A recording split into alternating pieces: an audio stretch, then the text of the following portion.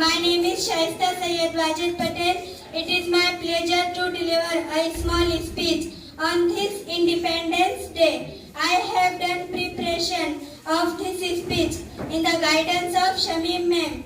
India became independent on August 15, 1947 from the British slavery. This year we are celebrating 75th Independence Day. This is a day for us to remember our freedom fighters.